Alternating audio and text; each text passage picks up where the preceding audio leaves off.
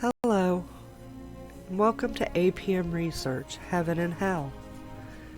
Today, we would like to take you on an exciting journey up to the heavens and straight down to hell.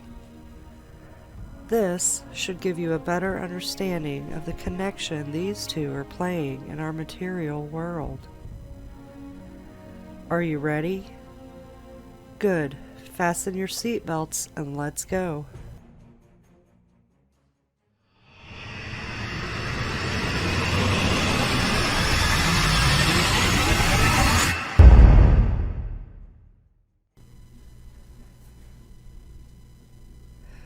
What we have here are two constellation maps. One is with an incorrect Mercator map projection, which is here. This layout would be just like viewing a map, but with this one, the images are all chopped up to portray going around the globe, with the idea that Alaska and Russia are right next to each other. As it has been pointed out in the past, this is not what our world is, and we at APM have proven this through flight routes,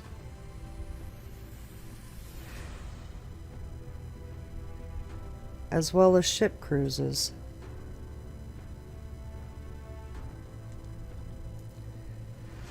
The international dateline is the area they have cut off to hide the gates and what is beyond. The international dateline is faked to support the globe model, the ring of fire projection, and the misinterpreted Aurora Borealis projection. A big thanks to FPV for cutting and correcting the sky projection map of the constellations, as well as these others from the past. So as a little bonus, let's look at some of the previous corrections that we have made. The Ring of Fire,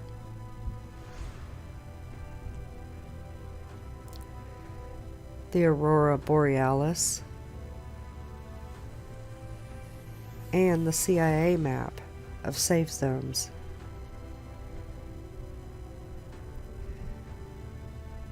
Now, here's the corrected version of the constellations that we see in the heavens. Notice how all the constellations are intact as one character instead of chopped in half. Also, how the land masses align correctly in the north and the south. Also, looking at the two sine waves, notice how they flip completely opposite to one another, yet they still work to create the sine wave. Now, we are going to travel to the heavens and show how all this works.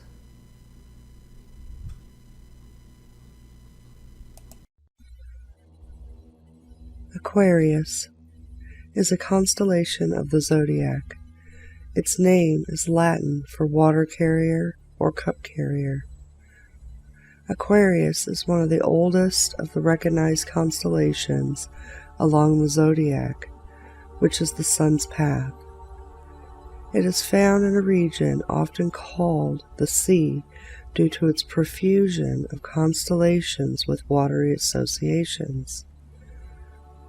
There you will find Cetus the well, Eridanus the river. Aquarius is identified as the Great One in Babylonian star catalogs and represents the god Ah himself, who is commonly depicted holding an overflowing vase. The Babylonian star figure appears with entitlement stones and cylinder seals from the second millennium. It contained the winter solstice in the early Bronze Age. In old Babylonian astronomy, Ah was the ruler of the southernmost quarter of the sun's path, the Way of Ah, corresponding to the period of 45 days on either side of the winter solstice. Aquarius was also associated with the destructive floods that the Babylonians regularly experienced. In Greek mythology, Aquarius is sometimes associated with Deus Leon, the son of Prometheus, who built a ship with his wife Pyrrha to survive an imminent flood. They sailed for 9 days before washing ashore on Mount Parnassus. Aquarius is also sometimes identified with the beautiful Ganymede, a youth in Greek mythology and the son of the Trojan king Tros,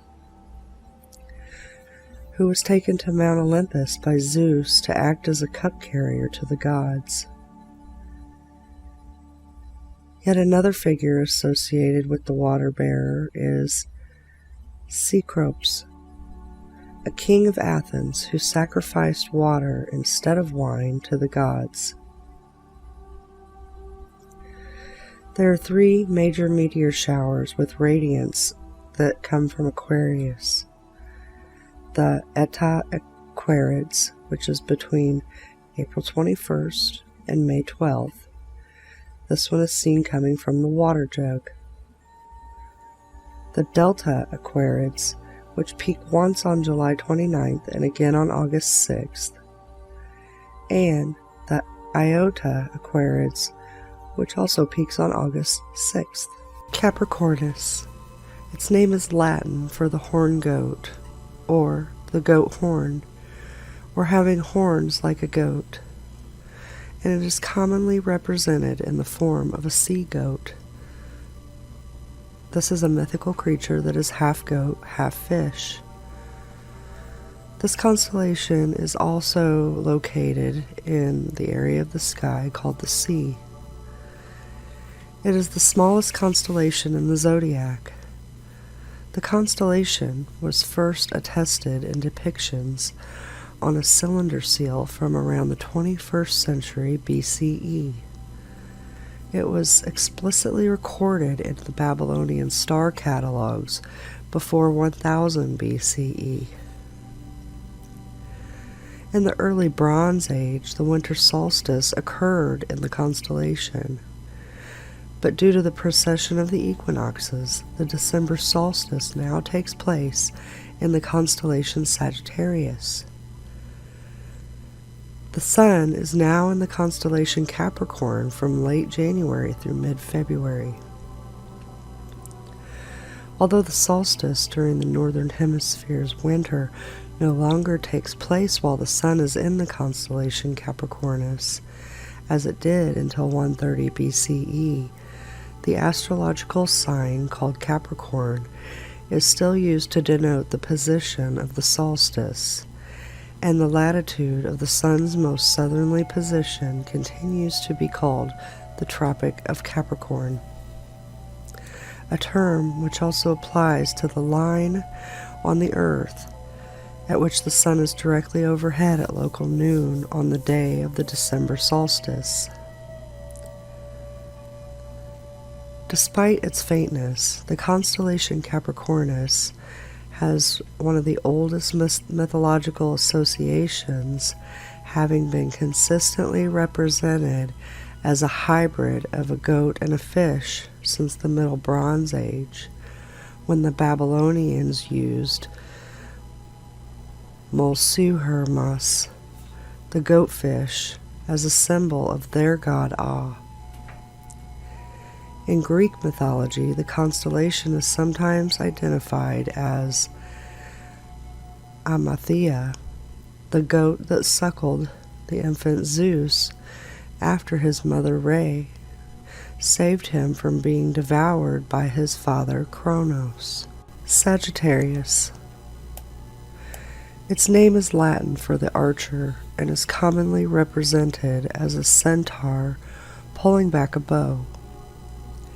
The Babylonians identified Sagittarius as the god Nergal, a strange centaur-like creature firing an arrow from a bow.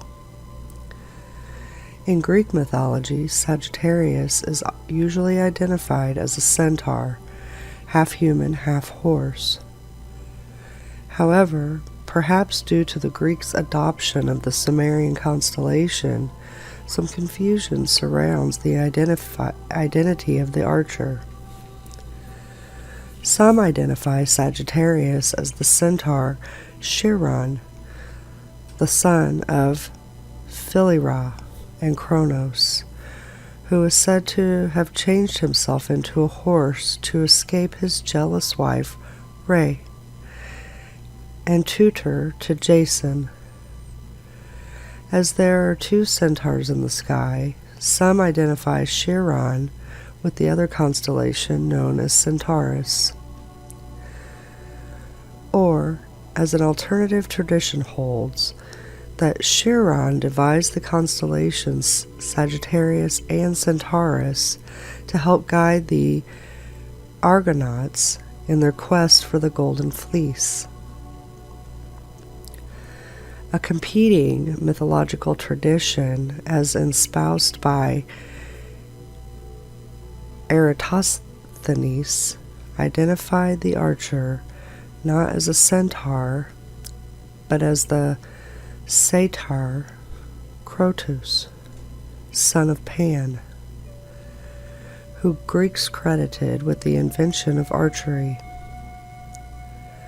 According to myth, Crotus often went hunting on horseback and lived among the Muses, who requested that Zeus place him in the sky, where he is seen demonstrating archery. The arrow of the constellation points towards the star Antares, the heart of the scorpion, and Sagittarius stands poised to attack should Scorpius ever attack the nearby Hercules, or to avenge Scorpius's slaying of Orion. Scorpius. Its name is Latin for scorpion. It is a large constellation located in the southern hemisphere near the center of the Milky Way. It is written that Orion boasted to goddess Artemis and her mother Leto that he would kill every animal on earth. Although Artemis was known to be a hunter herself, she offered protection to all the creatures. Artemis and her mother Leto sent a scorpion to deal with Orion. The pair battled, and the scorpion killed Orion. However, the contest was apparently a lively one that caught the attention of the king of the gods, Zeus, who later raised the scorpion to heaven at the request of Artemis. So every winter, Orion hunts in the sky, but every summer he flees as the constellation of Scorpion comes. In another Greek story involving Scorpio without Orion, Phaeton, whom is the mortal male offspring of Helios, went to his father, who had earlier sworn by the river Styx to give Phaeton anything he should ask for. Phaeton wanted to drive his father's sun chariot for a day. Although Helios tried to dissuade his son, Phaeton was adamant. However, when the day arrived, Phaeton panicked and lost control of the white horses that drew the chariot. First, the earth grew chill as Phaeton flew too high and encountered the celestial scorpion. Its deadly sting raised a strike. Alarmed, he dipped the chariot too close, causing all the vegetation to burn. By accident, Phaeton turned most of Africa into a desert and darkened the skin of the Ethiopian nation. Eventually, Zeus was forced to intervene by striking the runaway chariot and Phaeton with a lightning bolt to put an end to its rampage, and Phaeton plunged into the river Eridanos. The Babylonians called this constellation Mul-Ghurtab, the Scorpion. The signs can literally read as the creature with a burning sting. In some old descriptions, the constellation Libra was treated as the scorpion's claws. Libra was known as the claws of Scorpion in the Babylonian times. The Western astrological sign Scorpio differs from the astronomical constellation. Astronomically, the Sun is in Scorpius for only 6 days, from November 23rd to November 28th. Scorpius corresponds to the Hindu nakshatras Anuradha, Yeshtha, and Mula. Libra. Its name is Latin for weighing scales. Libra was known in Babylonian astronomy as Mul Zibanu, the scales or balance, as alternatively as the claws of Scorpion. The scales were held sacred to the sun god Shamash, who was also the patron of truth and justice. It was also seen as the scorpion's claws in ancient Greece. In Arabic, Zubana means scorpion's claws, and likely, similarly in other Semitic languages, this resemblance of words may be why the scorpion's claws became the scales.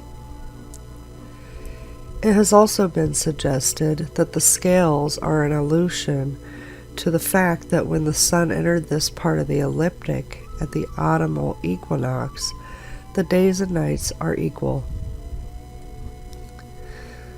Libra's status as the location of the equinox earned the equinox the name first point of Libra, though this location ceased to coincide with the constellation in 730 AD because of the precession of the equinoxes. In ancient Egypt, the 3 brightest stars of Libra formed a constellation that they viewed as a boat. Virgo. Its name is Latin for virgin. Virgo is prominent in the spring sky in the northern hemisphere, visible all night in March and April. As the largest zodiac constellation, the sun takes 44 days to pass through it, longer than any other.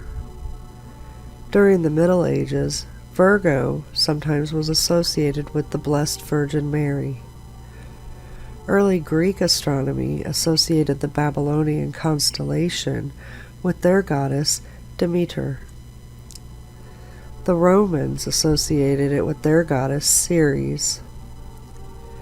Alternatively, the constellation was sometimes identified as the virgin goddess Iastita or Astrea, holding the scales of justice in her hand. That has now been separated as the constellation Libra. Classical Times identifies Virgo as Arigon, the daughter of Icarius of Athens. Icarius, who had been favored by Dionysus, was killed by his shepherds while they were intoxicated, after which Arigon hanged herself in grief. Another figure who is associated with the constellation Virgo was the spring goddess Persephone, the daughter of Zeus and Demeter, who had married Hades and resides in the underworld during the summer. Leo. Its name is Latin for lion.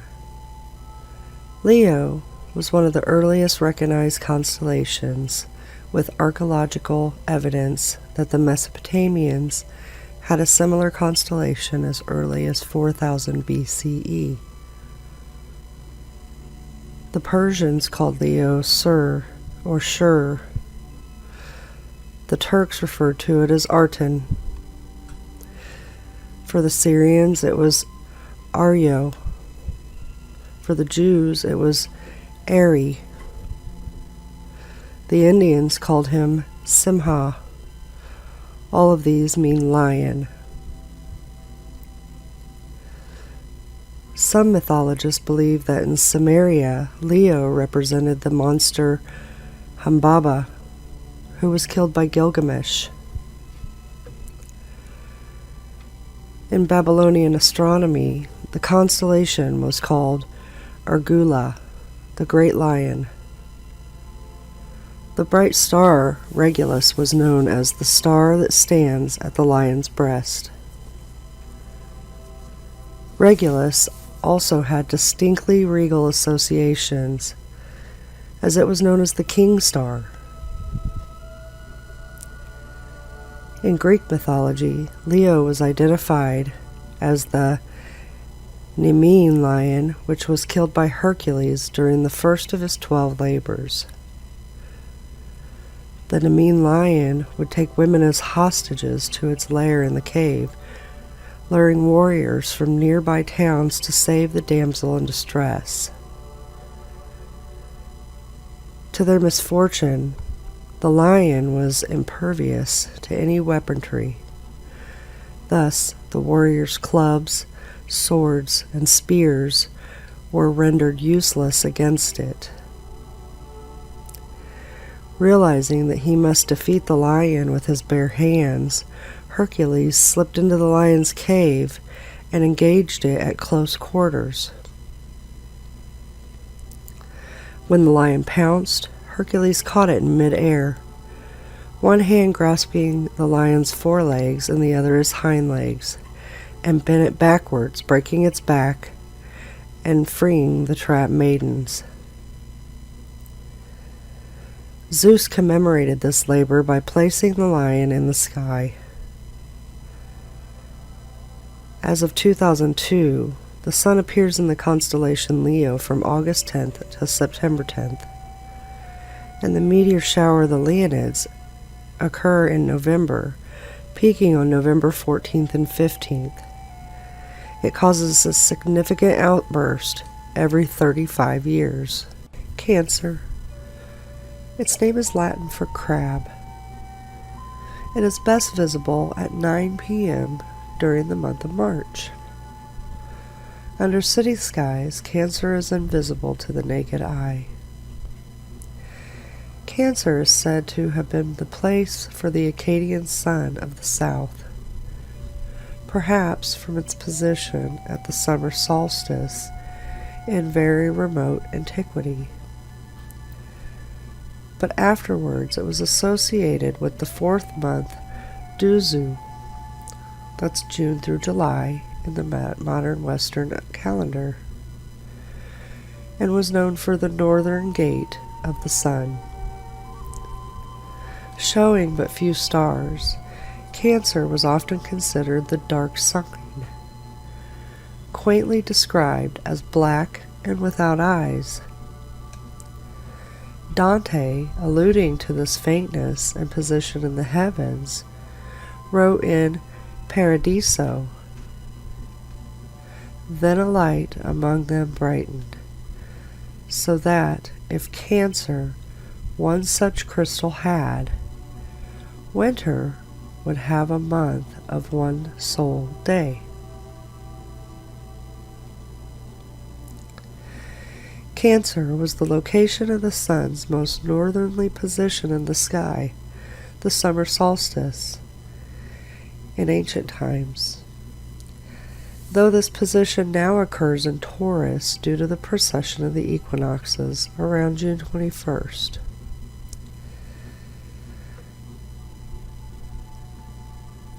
This is the time the sun is directly overhead at 23.5 degrees north, a parallel now known as the Tropic of Cancer. In Coptic Egypt, it identified with Anubis, one of the Egyptian divinities commonly associated with Ceres. Gemini. Its name is Latin for twins. In classical antiquity, Cancer and not Gemini was the location of the sun on the first day of summer. In 1990, the location of the sun on the first day of summer moved from Gemini to Taurus. The sun will move through Gemini from June 21st through July 20th, all the way through the year 2062. Gemini is prominent in the winter skies of the northern hemisphere and is visible the entire night in December and January. In Babylonian astronomy, the stars Castor and Pollux were known as the Great Twins. The twins were regarded as minor gods and were called Meshlemteia and Lugalira, meaning respectively the one who has risen from the underworld and the mighty king. Both names can be understood as titles of Nergal, the major Babylonian god of plague and pestilence, who is the king of the underworld. The Geminids are a bright meteor shower that peak on December 13th and 14th. The Epsilon Geminids peak between October 18th and October 29th and have only been recently confirmed. They overlap with Orionids, which makes the Epsilon Geminids difficult to detect visually. Taurus. The name is Latin for the bull. Taurus is a large and prominent constellation in the northern hemisphere's winter sky.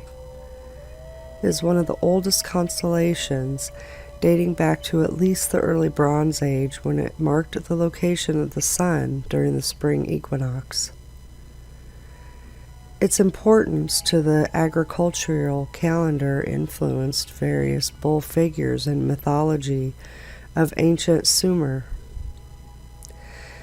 Also Akkad, Assyria, Babylon, Egypt, Greece, and Rome. The identification of the constellation of Taurus with a bull is very old, certainly dating back to the Chalcolithic and perhaps even the Upper Paleolithic. Taurus is represented in a cave painting at the Hall of Bulls in the caves at Lascaux. It is accompanied by a depiction of the Pleiades. Taurus marked the point of the vernal spring equinox from about 4000 BC to 1700 BC, after which it moved to the neighboring constellation Aries. The Pleiades were closest to the sun at the vernal equinox around the 23rd century BC. In Babylonian astronomy, the constellation was listed in the Mola Pen as Guaana, the bull of heaven. It has been claimed that when the Babylonians first set up their zodiac, the vernal equinox laid in Taurus.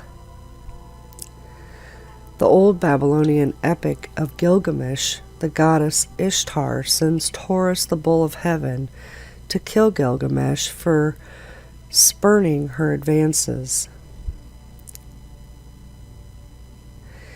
Enkidu tears off the bull's hind part and hurls the quarters into the sky, where they become the stars we now know as Ursa Major and Ursa Minor.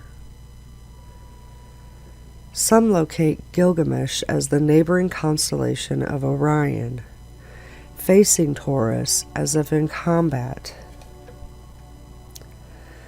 while others identify him with the sun, whose rising on the equinox vanquishes the constellation. In early Mesopotamian art, the bull of heaven was closely associated with Inanna.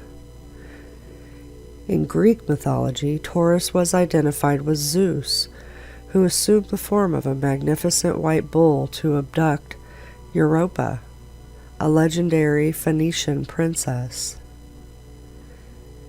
In illustrations of Greek mythology, only the front portion of this constellation is depicted. This was sometimes explained as Taurus being partially submerged as he carried Europa out of the sea. A second Greek myth portrays Taurus as Io, a mistress of Zeus. To hide his lover from his wife, Hera, Zeus changed Io into the form of a heifer. Greek mythographer Achuslias marks the bull Taurus as the same that formed the myth of the Cretan bull, which was one of the 12 labors of Hercules. As of 2008, the Sun appears in the constellation Taurus from May 13th to June 21st. Aries. The name is Latin for the ram. Aries came to represent specifically the ram whose fleece became the golden fleece of ancient Greek mythology.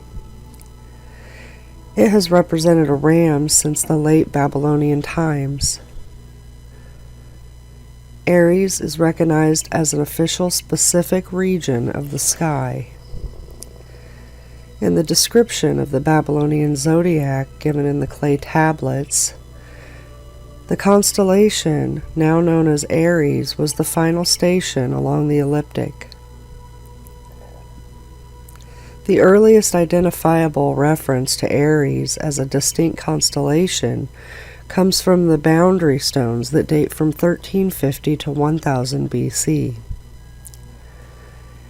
In ancient Egyptian astronomy, Aries was associated with the god Amun-Ra. It was called the indicator of the reborn sun. During the times of the year when Aries was prominent, priests would process statues of Amun-Ra to temples. Aries acquired the title Lord of the Head in Egypt, referring to its symbolic and mythological importance. The first point of Aries, the location of the vernal equinox, is named for the constellation. This is because the sun crossed the celestial equator from south to north in Aries more than 2 millennia ago.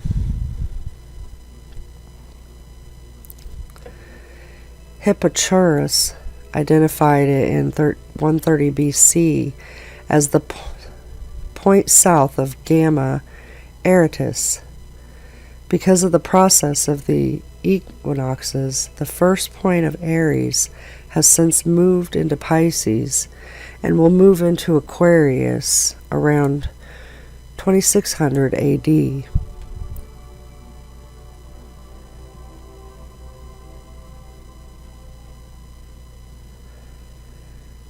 The Sun now appears in Aries from late April through mid-May, though the constellation is still associated with the beginning of spring. In a similar system to the Chinese, the first lunar mansion in Hindu astronomy was called Aswini, after the traditional name for the Beta and Gamma Aratus, the Aswins.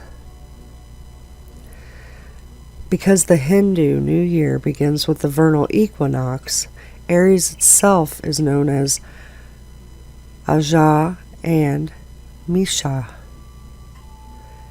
In Hebrew astronomy, Aries was named Tale, It signified either Simeon or God, and generally symbolizes the Lamb of the world.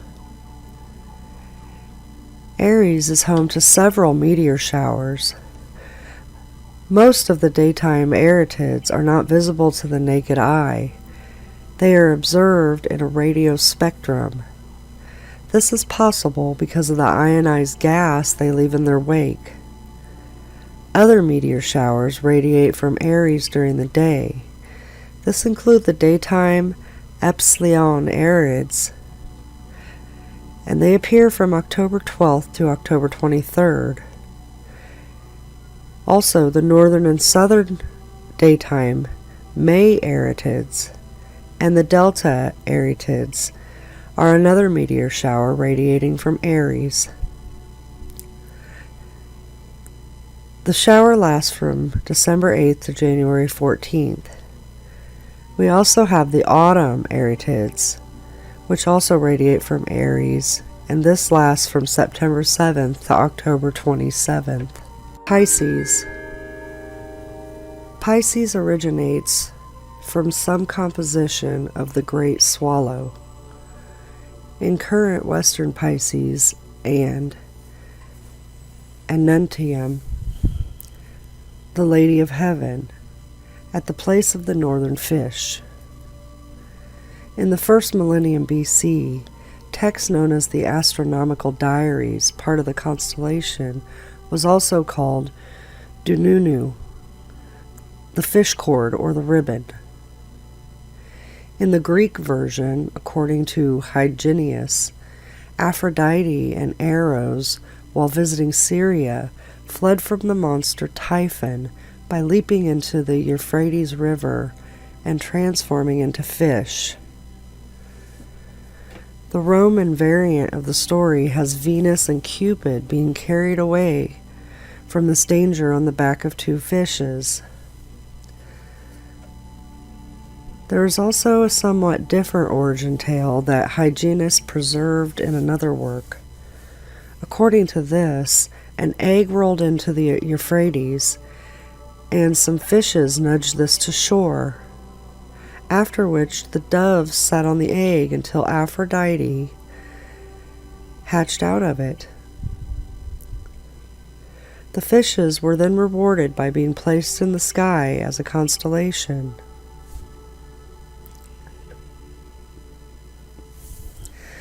This story is also recorded by the Third Vatican mythographer, Pegasus, a constellation in the northern sky, named after the winged horse Pegasus in Greek mythology. Pegasus in Greek mythology was a winged horse with magical powers. One myth regarding his powers says that his hooves dug out a spring. Pegasus was the one who delivered Medusa's head, after which he traveled to Mount Olympus in order to be the bearer of thunder and lightning for Zeus. Eventually, he became the horse to Bellerophon, who was asked to kill the Chimera, and succeeded with the help of Athena and Pegasus. Despite his success, after the death of his children, Bellerophon asked Pegasus to take him to Mount Olympus. Though Pegasus agreed, he plummeted back to earth after Zeus either threw him a thunderbolt at him or made Pegasus buck him off. Pegasus was also recognized in some myths as the son of the Gorgon Medusa and the god Poseidon. In ancient Persia, Pegasus was depicted by Al-Sufi as a complete horse facing east. Unlike most other urographers who had depicted Pegasus as half of a horse rising out of the ocean. In Hindu astronomy, the Great Square Pegasus contained the 26th and 27th lunar mansions. More specifically, it represented a bedstead that was a resting place for the moon. Aquila is a constellation on the celestial equator.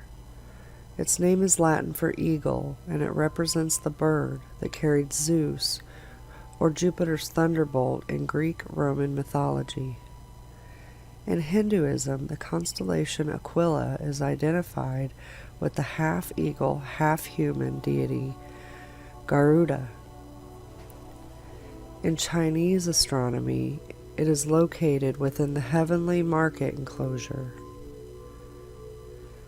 The Maori people named Altair Potu Te Rangi, which means pillar of the sky, because of its very important position in their cosmology. Scutum. This constellation lies in the southern sky. Its name means the shield in Latin. It is the fifth smallest constellation in the sky. The constellation was originally introduced by the Polish astronomer Johannes Hevelius in the 17th century. Hevelius named it Scutum Sobisianum, the shield of Sobieski, in honor of the Polish king Jan III Sobieski, who had been victorious in the Battle of Vienna in 1683.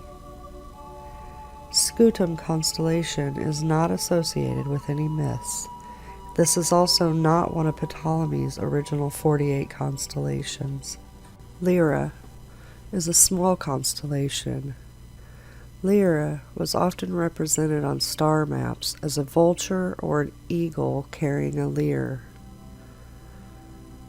and hence is sometimes referred to as Vultur Cadens or Aquila Cadens, which means falling vulture or falling eagle.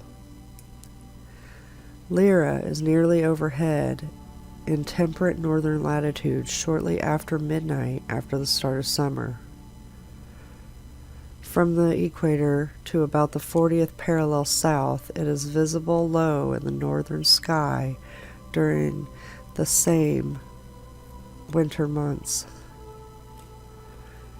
In Greek mythology, Lyra represents the lyre of Orpheus, made by Hermes from a tortoise shell, given to Apollo as a bargain.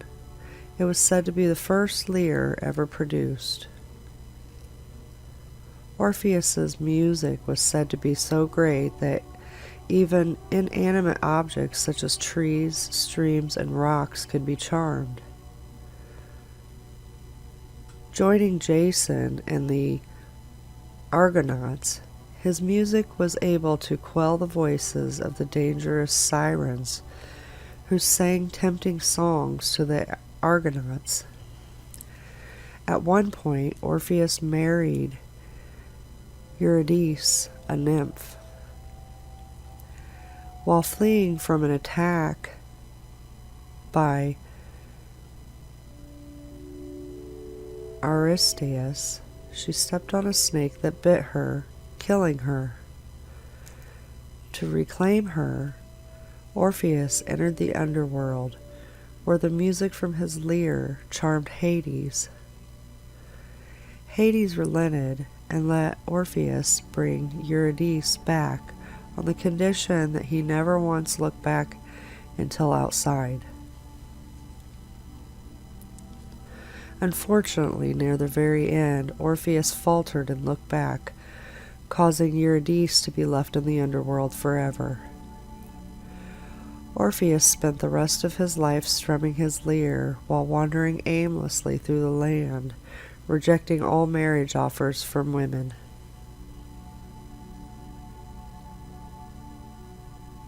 Hercules is a constellation named after Hercules, the Roman hero, adapted from the Greek hero Hercules. The earliest Greek reference to the constellation do not refer to it as Hercules. Aratus describes it as follows: right there, in Draco's orbit wheel a phantom form, like to a man that strives at a task. That sign no man knows how to read clearly, nor what the task he is bent, but men simply call him on his knees. Now that phantom that toils on his knees seems to sit on a bended knee, and from both his shoulders his hands are upraised and stretched, one this way and one that, a fathom's length. Over the middle of the head of the crooked dragon he has the tip of his right foot. Here too that crown, which glorious Dionysus set to be a memorial of the dead Ariadne, wheels beneath the back of the toil-spent phantom. To the phantom's back the crown is near, but by his head mark near at hand the head of Orpheus. Hermes pierced for strings and bade it be called the Lyra, and he brought it into the heaven and set it in front of the unknown phantom. That croucher on his knees comes near the lyre with his left knee, but the top of the bird's head wheels on the other side, and between the bird's head and the phantom's knee is instarred the lyre. The story connecting Hercules with the constellation is recounted by Dionysus on his way back to Mycenae from Iberia, having obtained the castle of Geryon as his 10th labor. Hercules came to Liguria in northwestern Italy, where he engaged in battle with two giants, Ambient and Perseus. The opponents were strong. Hercules was in a difficult position, so he prayed to his father Zeus for help. With the aegis of Zeus, Hercules won the battle. It was this kneeling position of Hercules, when prayed to his father Zeus, that gave him the name the Kneeler. Corona Borealis is a small constellation in the northern celestial hemisphere. Its brightest stars form a semicircle arc. Its Latin name, inspired by its shape, means northern crown. In classical mythology, Corona Borealis generally represents the crown given by the god Dionysus to the Cretan princess Ariadne, and set by him in the heavens. Other cultures linked the pattern to a circle of elders, an eagle's nest, a bear's den, or even a smoke hole. Ptolemy also listed a southern counterpart, the Corona Australis, with a similar pattern. In Greek mythology, Corona Borealis was linked to the legend of Theseus and the Minotaur. It was generally considered to represent a crown given by Dionysus to Ariadne, after she had been abandoned by the Athenian princess Theseus. When she wore the crown at her marriage to Dionysus, he placed it in the heavens to commemorate their wedding. In wealth mythology, it was called Caer Arianahud, the castle of the silver circle, and was the heavenly abode of the lady Arianahud. To ancient Balts, Corona Borealis was known as Darzelis, the flower garden. The Skitty people of Native America saw the stars of Corona Borealis representing a council of stars whose chief was Polaris. The Shawnee people saw the stars as the heavenly sisters who descended from the sky every night to dance on earth. Bootes is a constellation in the northern sky. The name comes from the Greek meaning herdsman or plowman. In ancient Babylon, the stars of Bootes were known as Shupa. They were apparently depicted as the god Enlil. The name Bootes was first used by Homer in his Odyssey as a celestial reference point for navigation, described as late setting or slow to set. Exactly whom Bootes is supposed to represent in Greek mythology is not clear. According to one version, he was a son of Demeter, twin brother of Plutus, a plowman who drove the oxen in the constellation Ursa Major.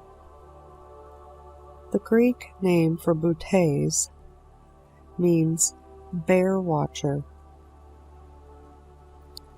The stars of Bootes were incorporated into many different Chinese constellations. Arcturus was part of the most prominent of these, variously designated as the Celestial King's Throne, or the Blue Dragon's Horn.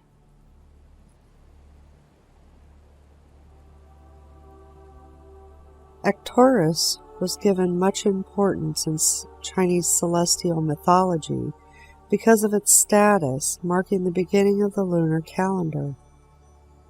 Depictions of Bootes have varied historically.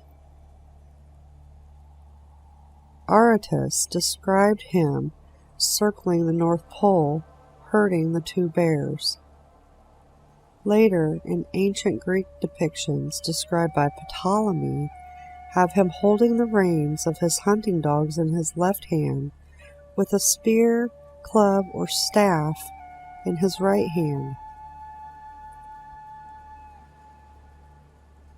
After Hevelius introduced Mon Maenalus in 1681, Bootes was often depicted standing on the Peloponnese mountain. Ursa Major, also known as the Great Bear, is a constellation in the northern sky whose associated mythology likely dates back into prehistory. Its Latin name means greater or larger she-bear, referring to and contrasting it with the nearby Ursa Minor, the lesser bear.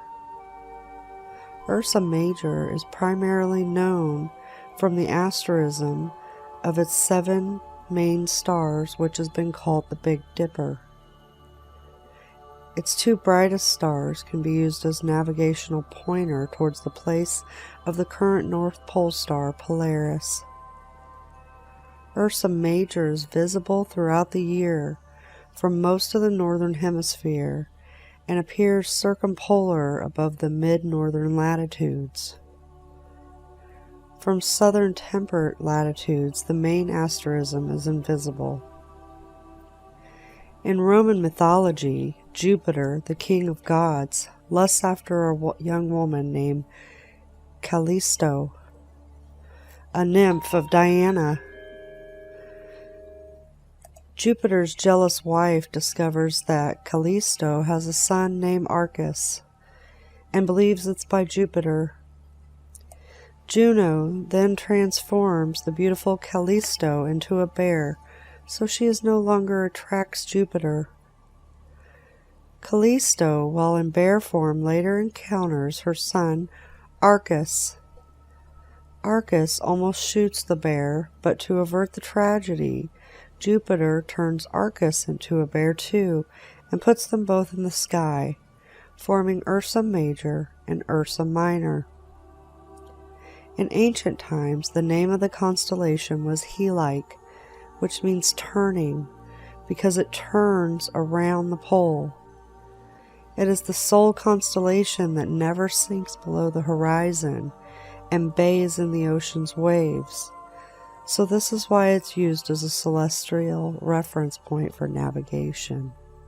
Draco is a constellation in the far northern sky. Its name is Latin for dragon.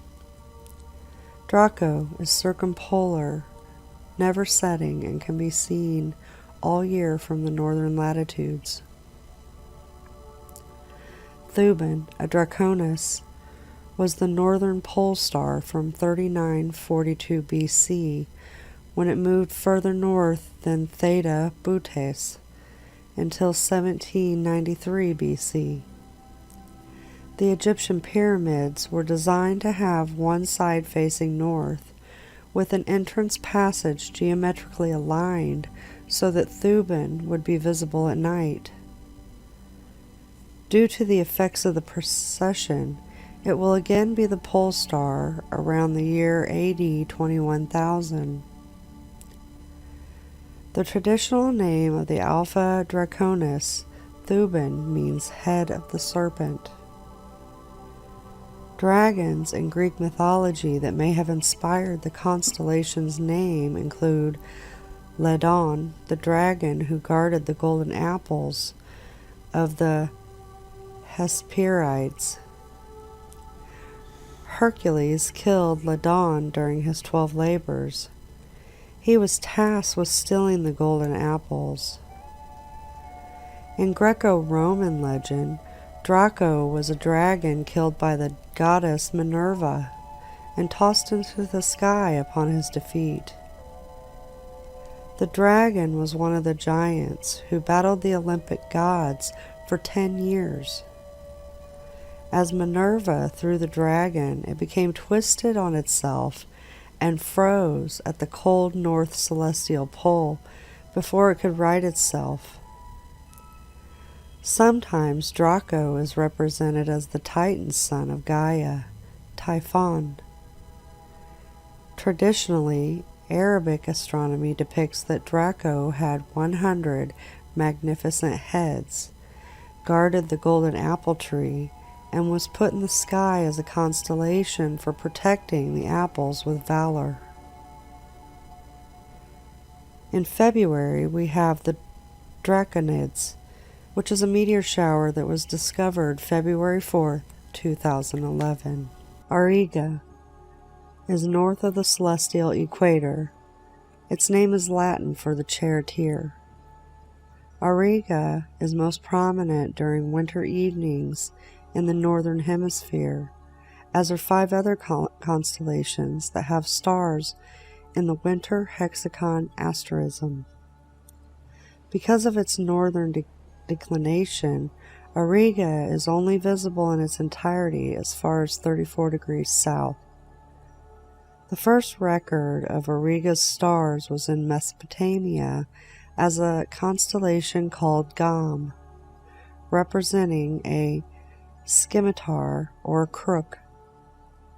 In Greek mythology, Auriga is often identified as the mythological Greek hero Eratosthenes of Athens, the son of Hephaestus, who was raised by the goddess Athena. His chariot was created in the image of the sun's chariot, the reason Zeus placed him in the heavens. The Athenian hero then dedicated himself to Athena, and soon after Zeus raised him into the night sky in honor of his ingenuity and his heroic deeds. Indigenous people of California and Nevada also noticed the bright patterns of Auriga's stars. To them, the constellation's bright stars formed a curve that was represented in crescent-shaped petroglyphs. The people of Marshall Island featured Auriga in the myth of Dumur, which tells the story of the creation of the sky. Antares in Scorpius represents Dumur, the oldest son of the star's mother, and the Pleiades represent her youngest son. Auriga is home to 2 meteor showers. The Aurigids, and formerly called the Alpha Aurigids, are renowned for their intermittent outbursts, such as those in 1935, 1986, 1994, and 2007. The Zeta Aurigids are a weak shower with a northern and southern branch lasting from December 11th to January 21st. Perseus is a constellation in the northern sky, being named after the Greek mythological hero Perseus. Perseus was tasked with saving Andromeda from the Kraken.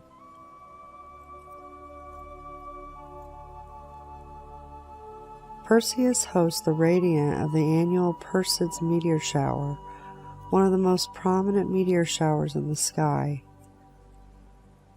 They radiate from mid-July, peaking in activity between the 9th and 10th of August each year. They have been observed for about 2,000 years. Horologium. This constellation lies in the southern sky. Its name means the clock in Latin. It is a small, faint constellation that was created in the 18th century by the French astronomer Nicolas Louis de Lacaille. Lacaille originally named the constellation Horologium Oscillatorium, or the pendulum clock, but the name was later shortened simply to Horologium, the clock. The constellation is not associated with any myths and does not have any bright stars. This is not one of Ptolemy's original 48 constellations. Crater is a small constellation in the southern celestial hemisphere. It depicts a cup that has been associated with the god Apollo and is perched on the back of Hydra, the water snake. Crater is identified with a story from Greek mythology in which a crow or raven serves Apollo and is sent to fetch water. But it delays its journey as it finds some figs and waits for them to ripen before eating them. Finally, it retrieves the water in a cup and takes back a water snake, blaming it for drinking the water. According to the myth, Apollo saw through the fraud and angrily cast the crow, cup, and snake into the sky. The 3 constellations were arranged in such a way that the crow was prevented from drinking from the cup. Philarchus wrote of a different origin for Crater. He told how the city of Eleusa near Troy was beset by plague. Its ruler, Demiphon, consulted an oracle who decreed that a maiden would be sacrificed each year. Demiphon declared that he would choose a maiden by lottery, but did not include his own daughters. One noble objected, so Demiphon sacrificed his daughter. Later, Mastusius killed Demiphon's daughters and fed the ruler a mixture of their blood and wine from a cup. Upon finding out the deed, the king ordered Mastusius and the cup to be thrown into the sea. Crater signifies the cup. The craterids are a faint meteor shower that takes place between January 11th and January 22nd.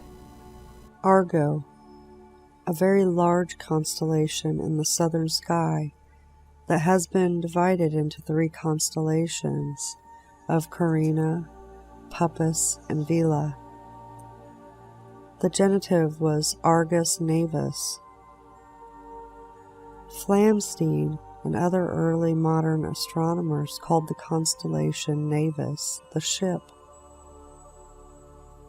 It was identified in Greek mythology with Argo, the ship used by Jason and the Argonauts that sailed to Colchis in search of the Golden Fleece.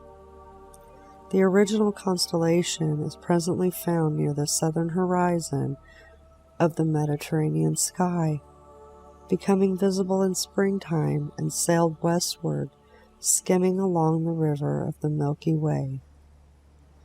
Argo Navis was long known to Greek observers who were believed to have derived it from Egypt around 1000 BCE. For example, Plutarch identified Argo with the Egyptian constellation called the Boat of Osiris. Ptolemy described Argo as occupying the portion of the Milky Way between Canis Major and Centaurus, and identified stars comprising such detail as the little shield, the steering oar, the mast holder, the stern ornament, which continued to be reflected in cartographic representations in celestial atlases into the 19th century. Another interesting feature of the constellation is that it appeared to be moving backwards against the backdrop of the night sky. The final breakup and abolishment of Argo was proposed by Sir John Herschel in 1841 and again in 1844. As a result of this breakup, Argo is the only one of the 48 original constellations listed by Ptolemy in his Almagest that is no longer officially recognized as a single constellation. The tools. These are three interesting looking constellations that are shaped like a ruler, a square set, a compass, and a triangle. These are not Ptolemy's original 48 constellations. The first is Norma. It means normal in Latin, referring to a right angle, and it represents a level, a set square, a ruler, and a carpenter square. The constellation was introduced in the mid-18th century. Norma constellation is not associated with any myths. Ceres is a constellation located in the southern sky.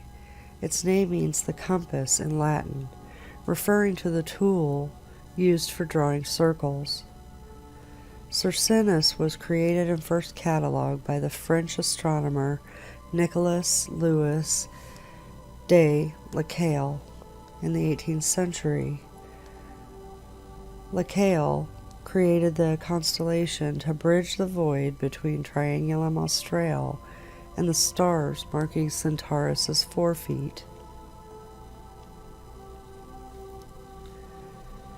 Triangulum Australe is a constellation that lies in the southern sky. Its name means the southern triangle in Latin.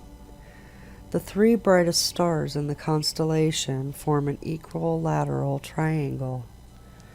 Triangulum Australe was created by the Dutch astronomer Petrus Plancius in the late 16th century. The constellation is located too far south to be visible from Europe and most of the northern hemisphere, but it never sets below the horizon south of the equator.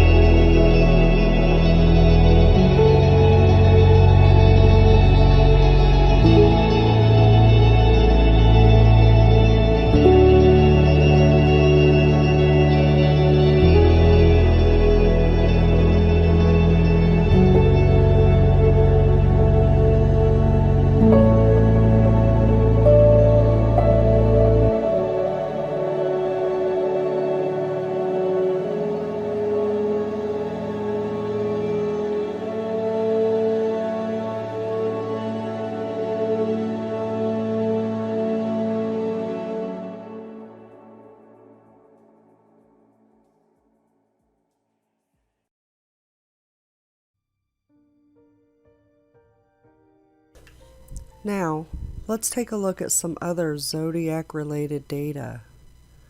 The movements. The zodiacs have 3 different movements. They are in 3 groups of 4, each group having its own type of movement. The first is a fixed group, which the movement is like a square. This group consists of Taurus, Aquarius, Leo, and Scorpio.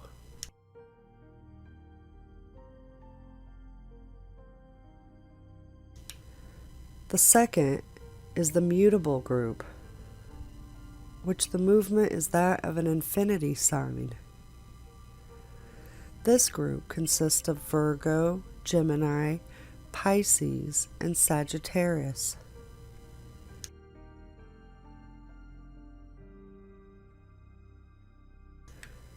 The last group is the cardinal group, which the movement is a direct movement of either up, down, toward you, or away from you. This group consists of Capricorn, Libra, Cancer, and Aries.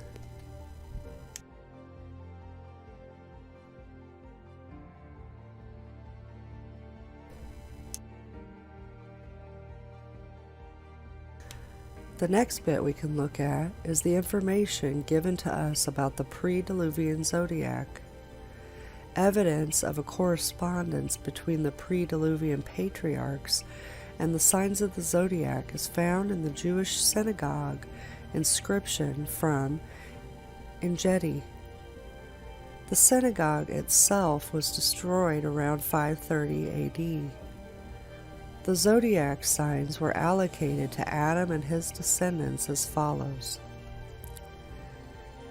Abel, Aries. Aries is the sign representing the first generation, and Aries is the first sign of the zodiac in every astrological system. Aries, the lamb, represents Adam's firstborn Abel, the shepherd.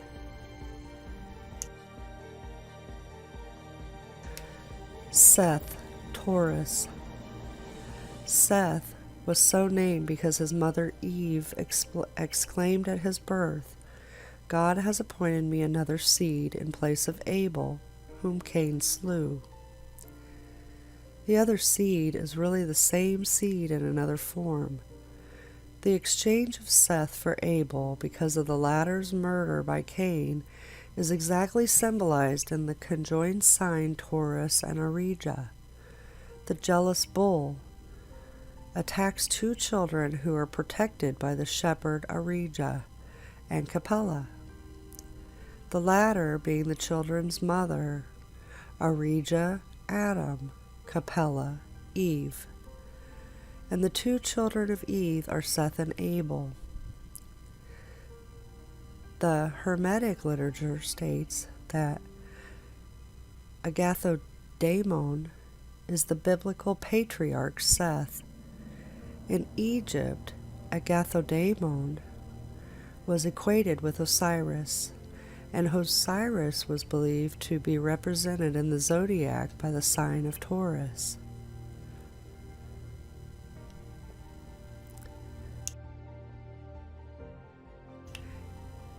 Enosh, Gemini.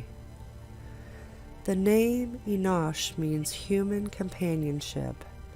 It is represented in the zodiac by two equivalent males, two men embracing in fellowship, or a male and a female pair, the Gemini.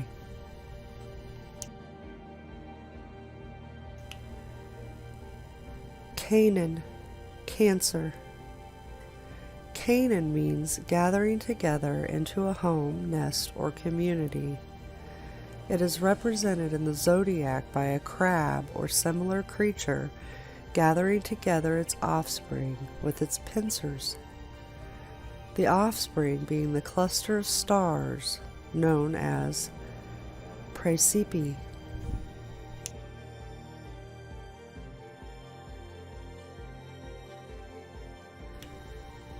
Mahalalel, Leo. Mahalalel means public recognition or acclaim of the divine leader, symbolized in the zodiac by a lion, the universally recognized king of beasts.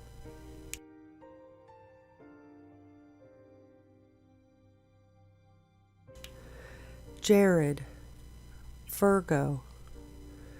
Jared means descent or fall anciently.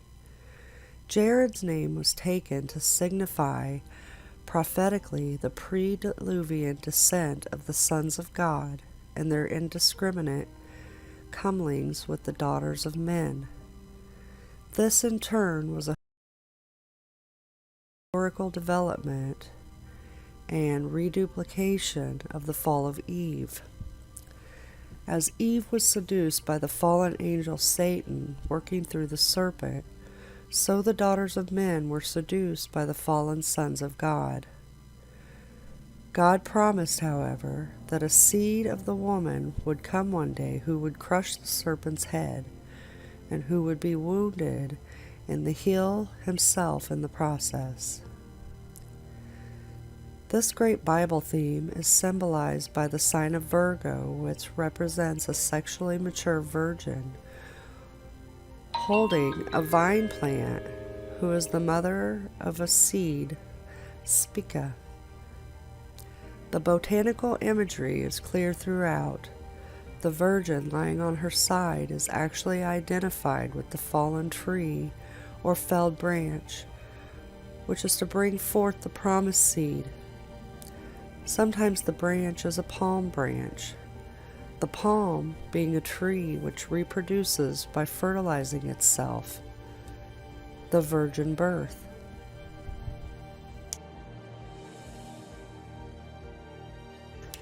Enoch, Libra.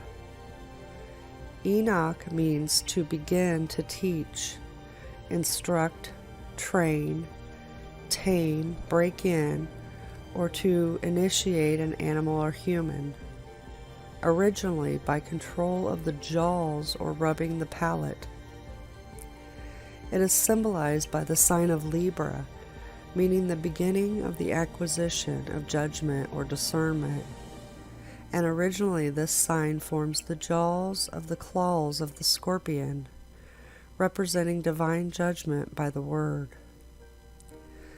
The sign depicts the commencement of the weighing, one scale being lower than the other, specifically the beginning of judgment or discernment.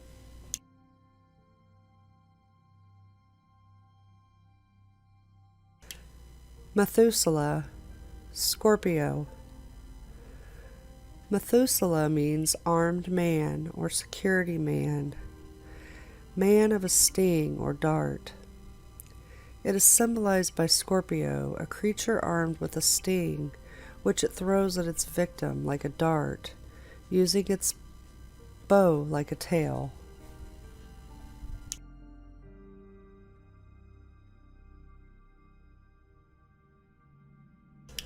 Lamech, Sagittarius, comes from the root LMK. The meaning is to melt, sink down, cringe, bow, be bent, vanish away, fade, or dissolve, so that the LMK is a variant of NMK, to dissolve. As elsewhere in Hebrew, L and M are interchangeable. The root NMK is cognate to the word makak, which are used to describe the melting, bending, or bowing effect. The name Lamech is a noun formed from this root and therefore means bowing or bending, being aptly symbolized by the bent bow of Sagittarius. And in some zodiacs, the asterism is represented accordingly simply by a bent bow. The loaded bow is also a symbol of male fertility, hence the equine body of Sagittarius and other zodiacs. Other connotation is fading out so that Sagittarius is specifically the shooter of meteoric arrows, which burn out in the atmosphere. From the root meaning arises, the further signification, subdue level, cause the bow down, overthrown. And hence the name Lamech is interpreted to mean the strong, the mighty, the wild and invincible overthrower. This meaning, too, is aptly portrayed by the figure of a wild centaur stepping forward in combat in the act of firing a bow, leveling his enemies with a shower of meteoric arrows.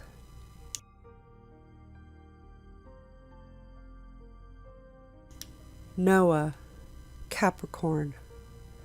Noah means rest or relief, literally the reclining of an animal.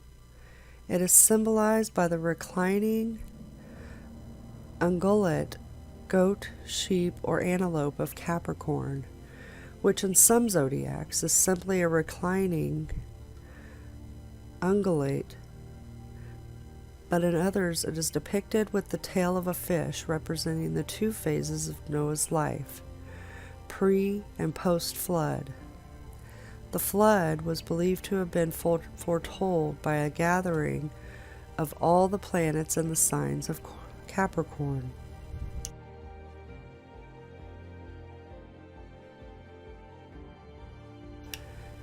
Japheth and Ham, Pisces. Japheth means multiplication of progeny or numerical expansion. It is represented by crossed fishes in Pisces, the fish being symbolic of the numerical increase of progeny. There is a further reference in the sign to the flood through which Japheth passed, and to the fact that there was a conflict between Japheth's descendants and Hamites, specifically with Ham's son Canaan and his progeny, who, though bound by his family kinship to Japheth, which is the band around the sign of Pisces, yet tended in earthly and opposite directions. symbolized by the fish in Pisces swimming along the ecliptic, the worldly path, contrary to the direction of other fish, which is swimming towards the zenith.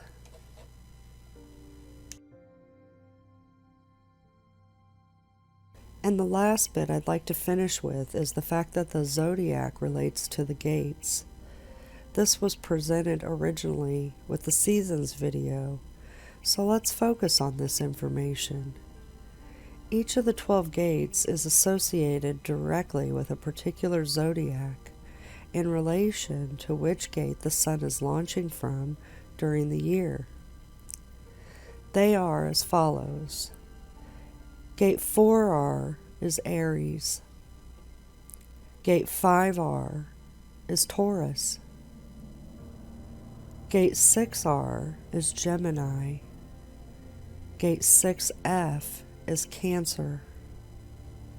Gate 5F is Leo.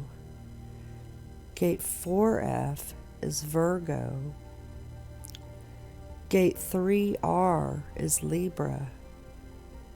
Gate 2R is Scorpio. Gate 1R is Sagittarius. Gate 1F is Capricorn. Gate 2F is Aquarius. And Gate 3F is Pisces.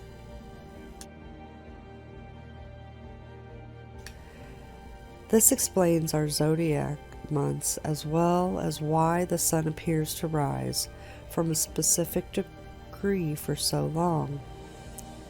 It's simply rising from the front and rear gate of this area. This also, as presented in the seasons video, gives us the analemma of the sun, the infinity symbol.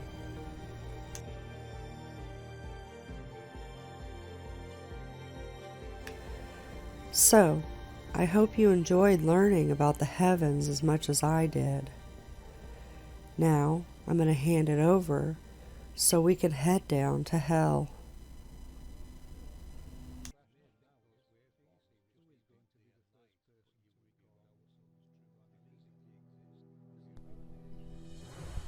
You better buckle up for this one, people. We're on an express elevator to hell, but we will be coming back. What you are seeing is real-world magnetic data supplied by Ceres, showing a top-down view of our realm. This is a clip he made to show how we can move around the magnetic data. This particular clip is descending from an altitude of 130,000 kilometers, that's 80,778 miles, down to the center of our map. X marks the spot. Notice the coiled areas rising to amazing heights. These go deep below ground. The thin white lines you can see crossing them are this magnetic data we see here, the same data we have seen clouds taking the shape of. Each of these coiled areas would represent the angel technology below, the particle accelerators, the seal of the 144,000 in their sealed rooms below. Remember, scriptures tells you the underworld is their prison. This is just some of the many that will be down there. The spiraling effect from them is their signature. You can see how the one at the center is being compressed by others and its pressure wave is forced north and south. This is the compression and expansion that we covered in our Let There Be Light video, and it is amazing to see it show on this magnetic data, thus confirming the APM model more. North is the top right and south the bottom left. The equator is going bottom right to top left of your screen. And now a sneak preview of what is below.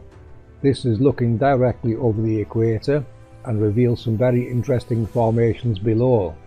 We will be looking forward to more of this data from Ceres, and we can present and explain them in future videos. This is amazing work by Ceres, and I'll leave a link to his channel below. Here are a few more images from Ceres. Notice the coiled areas of magnetic data captured brilliantly. You can also see their pressure waves quite clearly in this. This is fantastic work and I can't wait to see more.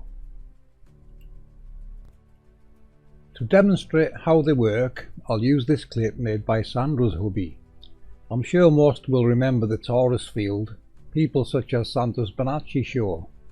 It is actually many Taurus fields, as each have their own unique Taurus field. These three, however, are working together. The one in the east is following a left-hand rule, and the one in the west a right-hand rule. The effects from these two spiraling movements are what causes the centre one to compress and expand north and south. These two locations are very well known for their large deep quakes. You should recognise these shapes from Walter Russell's work, where he demonstrates how the vortexes work. Nikola Tesla also worked with counter-rotating coils. This is also what creates the hourglass shape as referenced by Santos Bonacci.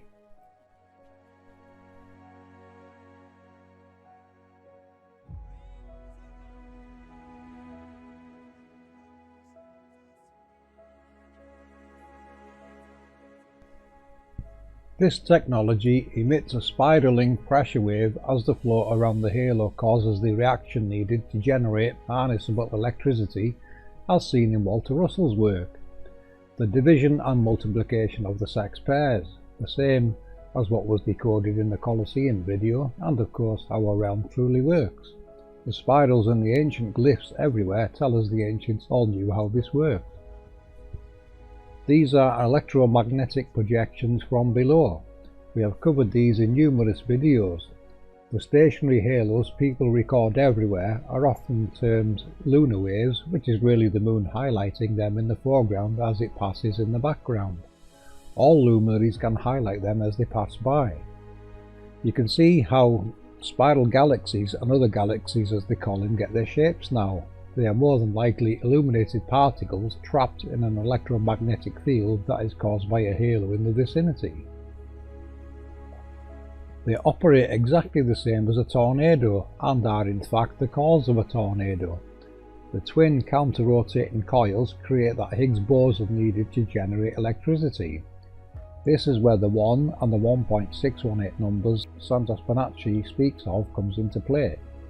The larger coil would be the lower projected halo, and the smaller coil would be in the centre and create the narrower Higgs boson. This one would be projected the highest and is the actual cause of the sprites. The sprites appearing are in fact a reaction to this halo's sudden appearance and vortex. A smaller halo driving the electrical energy and vortex down through the centre to be harnessed below. The outside forces create a torus field which will spiral upwards and mushroom out at the top. It is the exact same process seen in Walter Russell's optical motor, where the shaft narrows and creates a pressure wave which results in free harnessable energy, the exact point where it divided and multiplied the sex pairs. We have stated before the halos are the origin of lightning. Lightning now has its cause identified in the APM model. Can we reference anything that behaves how we have just described? Of course we do, FPV. Land-based ones will create tornadoes, high winds, storms and lightning, as seen in these video clips. So big thanks to Chris Hughes for the tornado footage, and Underwater Huntress and Kevin Johnson for sharing their amazing waterspout captures of these events, of which you can see are an effect from the Angel technologies. Ones below the oceans are what create whirlpools and waterspouts, storms and lightning. It is the same spiralling forces. It is the earth, air, fire and water events, referenced everywhere. This is what it truly relates to, part of the processes of the Angel technologies. The APM model addresses and references the causes and effects quite easily, as you can see.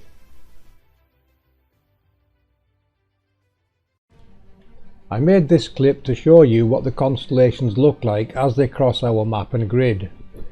You can see the compression at the centre, and the ones in the north and south appear to be revolving around those locations.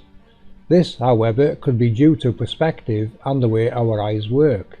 They may in fact be crossing in straight lines. This, of course, comes under the category of full exploration to reveal exactly what is taking place in the extreme north and south with our luminaries. Of course, we all know that exploration above and below certain latitudes are not exactly encouraged, in fact quite the opposite. The labels attributed to the luminaries are reversed, as this is a top-down view above them, so I could demonstrate them correctly going east to west. The alignments aren't perfect, but will serve their purpose for this demonstration. I faded the map and grid's opacity in and out so you can see the alignments as they cross the heavens. The program I'm using is called Stellaris and is a free download. The expansion and compression we demonstrated in our Let There Be Light video may also be playing a part in this, as they send a shockwave north and south. This is very evident in the magnetic data and may play a part in illuminating stars. Remember, Walter Russell states there is only light. At rest it is darkness, and when moved it becomes illuminated. It simply requires the correct circumstances to move, which you will get to see in a few moments. The fantastic constellation presentation One Conscience just presented will be continued into another video sometime. A big shout out go out here to Sandra's hubby, who has been doing some fantastic work in the graphics department and helping APM to bring this story to light. Well done that man, you know who you are.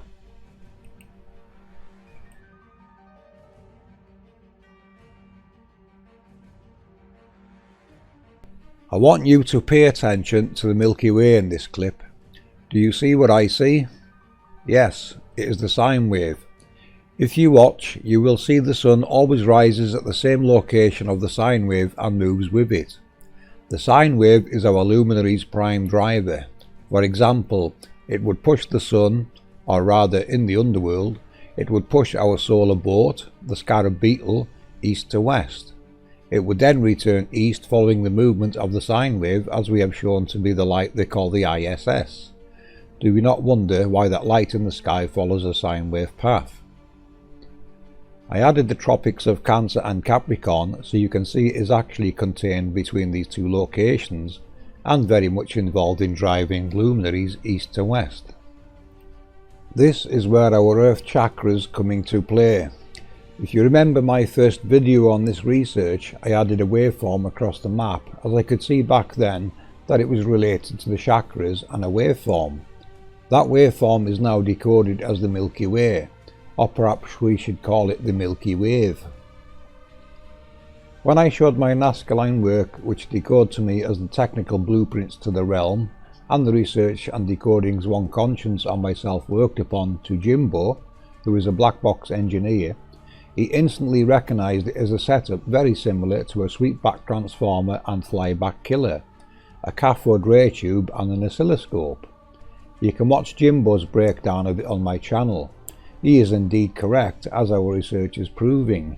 Jimbo joined us to help with explaining the technical side of this configuration and is always at hand in the background helping when he can.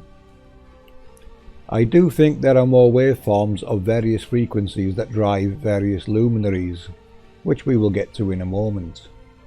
You can see how the sun in this clip is being moved within that sine wave. It would arrive in the west, shut down or switch to standby mode and be pushed east again ready for the next sunrise. This would be the flyback killer, which by design moves it as quickly as possible east. The light in the sky we call the ISS, in our opinion, is this light. We decoded it as Isis, Ra's mother, or Mary, the star of the sea. Every culture has a name for this process. We just seem to have forgotten what it all is truly related to. To break down and decode this realm, we must look at it with a technological mindset, from the workings of it to the scriptures that describe it. Mount Sinai is a good example of one we can decode to show you how it's done easily.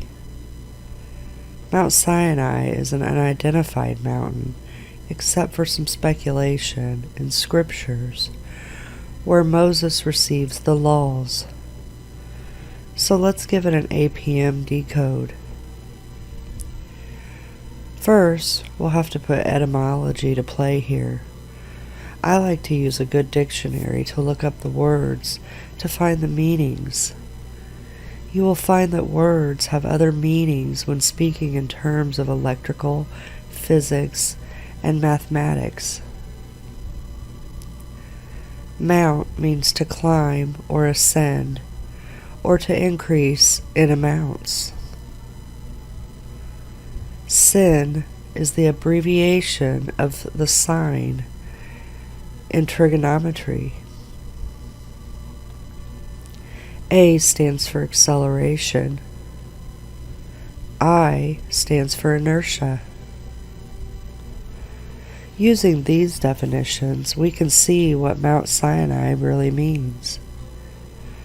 To reveal light, you accelerate it from inertia. You use the sine wave to increase the frequency to go from the dark to the light. The yin-yang comes into play here. Dark is the male resting, and white is the female moving light, as referenced by Santos Bonacci. These are the laws given to Moses. The laws were related to the luminaries, such as they will not transgress their bounds, nor stray from their course, which is referenced in the book of Enoch. Once you understand the workings of the realm, it is not hard to understand Enoch and other ancient texts. Okay, here I have taken some bits from Inanna going through the gates of the underworld. This story and all moon deities are relating to the moon and moon phases. This is the shutdown of the moon piece by piece, creating the phases that we see through the month leading up to the new moon, where it is shut down for 3 days.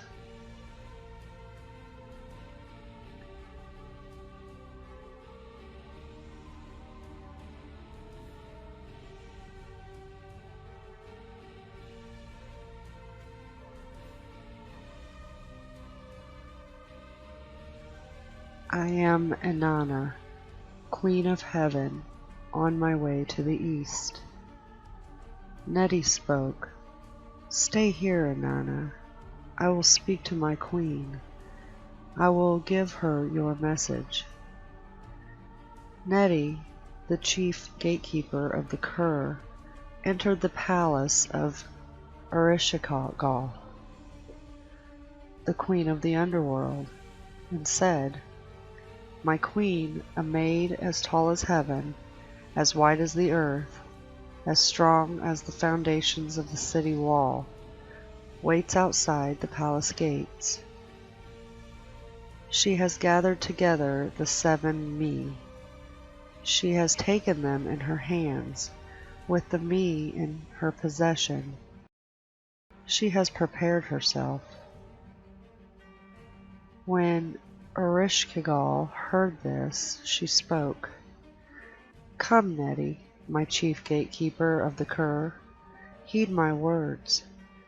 Bolt the 7 gates of the underworld. Then, one by one, open each gate a crack. Let Inanna enter. As she enters, remove her royal garments. Let the holy priestess of heaven enter bowed low. When she entered the first gate, from her head the shagura, the crown of the steep, was removed. What is this? Asked Inanna, and the gatekeeper said, Quiet, Inanna. The ways of the underworld are perfect. They may not be questioned. When she entered the second gate, from her neck the small lapis beads were removed. What is this? Asked Inanna, and the gatekeeper said, Quiet, Inanna. The ways of the underworld are perfect. They may not be questioned. When she entered the third gate, from her breast the double strand of beads was removed. What is this? Asked Inanna, and the gatekeeper said, Quiet, Inanna. The ways of the underworld are perfect. They may not be questioned. When she entered the fourth gate, from her chest The breastplate called Let Him Come, was removed. "What is this?" asked Inanna, and the gatekeeper said, "Quiet, Inanna. The ways of the underworld are perfect. They may not be questioned." When she entered the 5th gate, from her wrist the gold ring was removed. "What is this?" asked Inanna, and the gatekeeper said, "Quiet, Inanna. The ways of the underworld are perfect. They may not be questioned." When she entered the 6th gate, from her hand the lapis measuring rod and line was removed. "What is this?" asked Inanna, and the gatekeeper said, "Quiet, Inanna. The ways of the underworld are perfect. They may not be questioned." When she entered the 7th gate, from her body the royal robe was removed. "What is this?" asked Inanna, and the gatekeeper said, "Quiet, Inanna. The ways of the underworld are perfect. They may not be questioned." Naked and bowed low, Inanna entered the throne room. Ereshkigal rose from her throne. Inanna started towards the throne, the Anuanna. The judges of the underworld surrounded her. They passed judgment against her. Then Ereshkigal fastened on Inanna the eye of death. She spoke against her the word of wrath. She uttered against her the cry of guilt. She struck her. Inanna was turned into a corpse, a piece of rotting meat, and was hung from a hook on the wall. When after 3 days and 3 nights Inanna had not returned, Ninshubur set up a lament for her by the ruins. She beat the drum for her in the assembled places. She circled the houses of the gods. She tore at her eyes. She tore at her mouth. She tore at her thighs. She dressed herself in a single garment like a beggar. The corpse was given to them. The Kugara sprinkled the food of life on the corpse. The Galater sprinkled the water of life on the corpse. Inanna rose. And now I'll hand it over to a technical breakdown of this process from FPV. Thank you.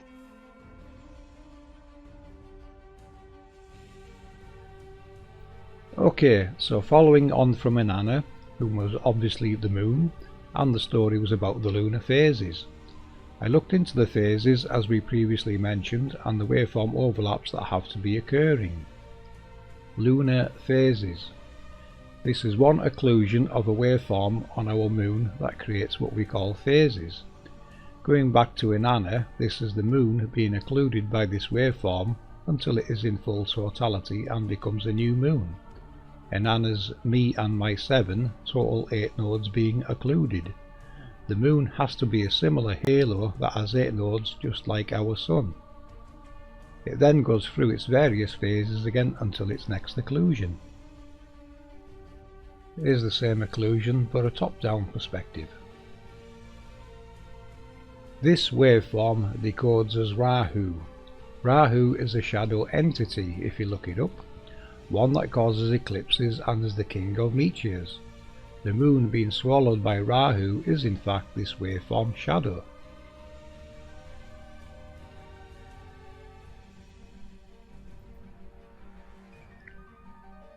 Lunar eclipses. We have something special to show you with the lunar eclipses. If you look carefully, you will see it as an occlusion of 2 separate waveforms. one being dark, the other red. This is causing a polarization effect on our spherical ball of light we call the moon. You will notice on the time and day animation they also had to use two separate waveforms to achieve the same effect.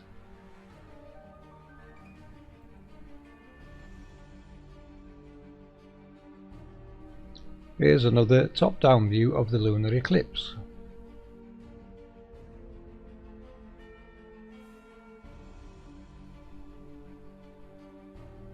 The red wave decodes as Ketu. This is the second waveform you see going across the moon, then exiting, and then the first larger waveform exits.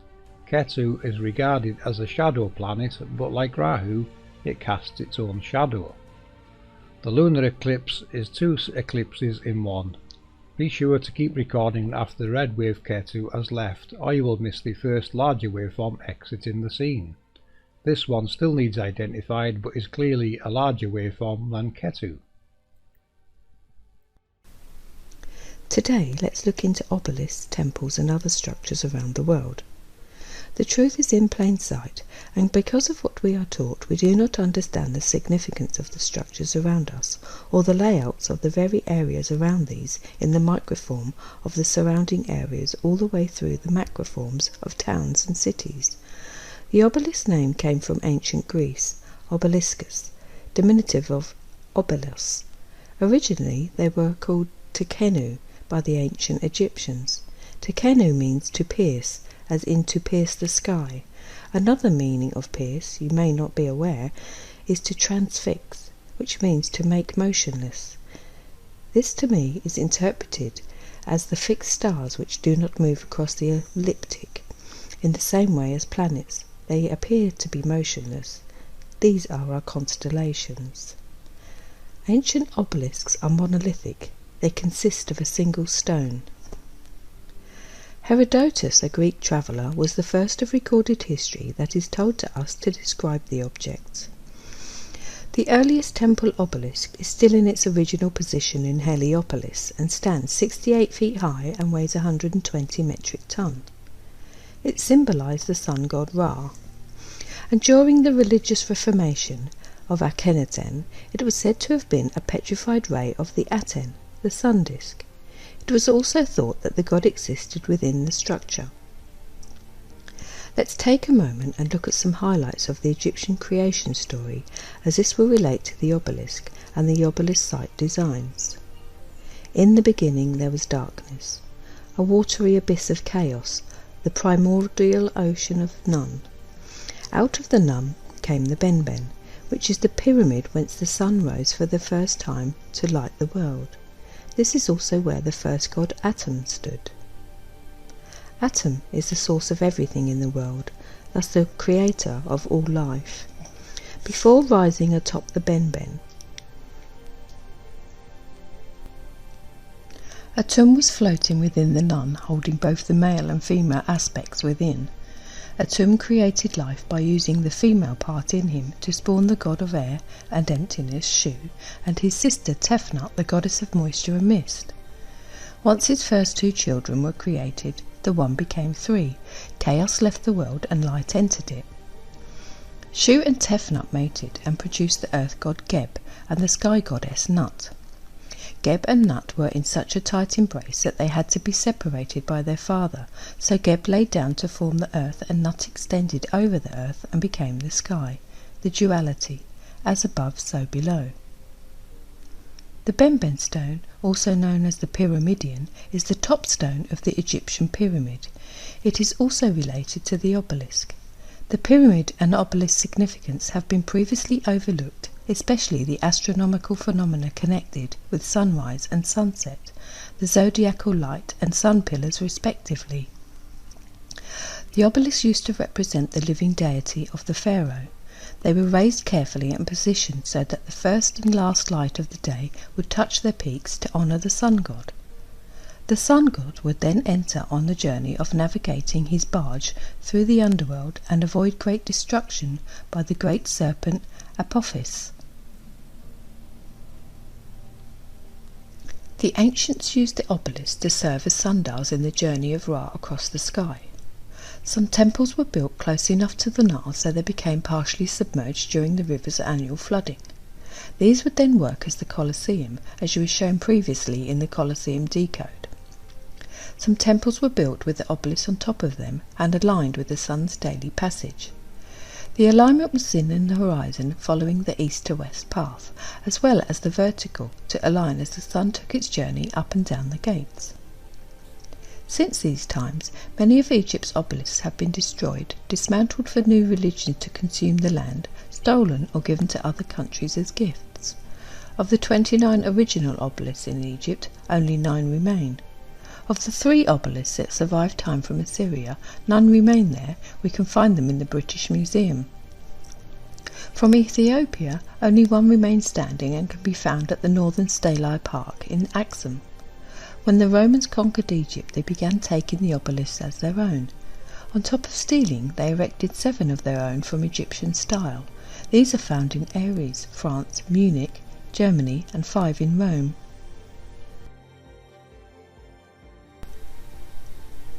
The APM perspective on obelisks are that they are location markers for the angel technologies below. They would represent the direct centre of a halo. They would be directly at the centre of lunar waves and other solitary halos observed in the heavens by many people now. Consider this when halo hunting. You can view various captures of these halos in our videos. A big shout out again to all those people sharing these very special captures.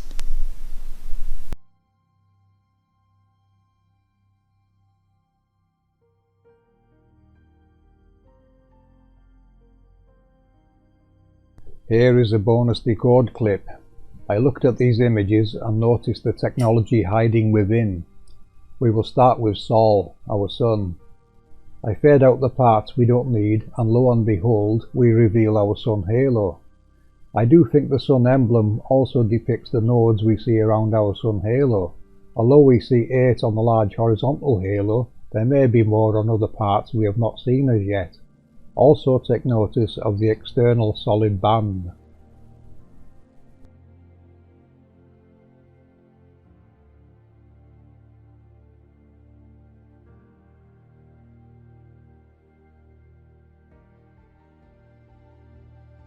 Next is Luna, our moon. Notice this one has been given a face. I think this represents it being able to display the face of the moon, which has to be something close to the projector. The moon halo is very much the same configuration as our sun's halo. Pay particular attention to the waveforms around the moon, which may very well represent the pattern seen with Rahu and Ketu, the 2 waveforms that are definitely involved in the movement of luminaries. Next is Mercury. Notice this one has what we call a vertical halo, but this one contains 2, so it is a different model to the Sun and Moon halo. The star contains 8 nodes, and the external waveform again is reminiscent of Rahu and Ketu, indicating they play a part in the motion or control over this projector.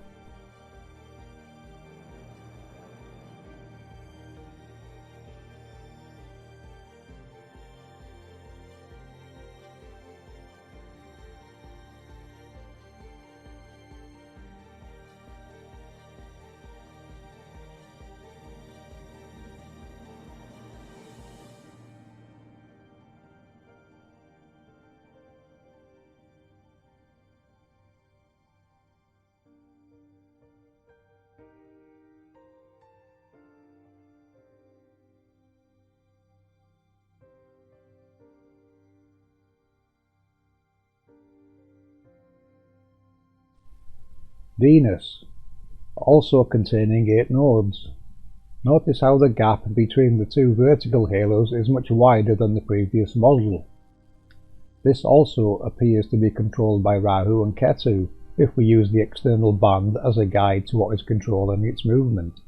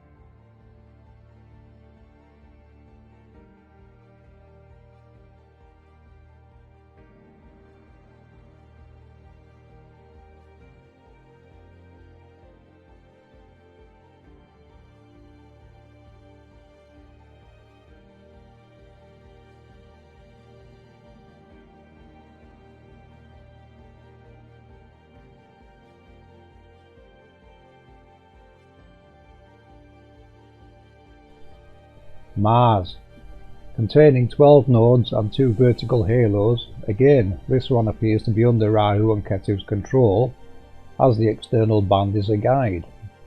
This one appears to contain a lot of bands which may decode as pressure waves, as they depict various colours of the spectrum.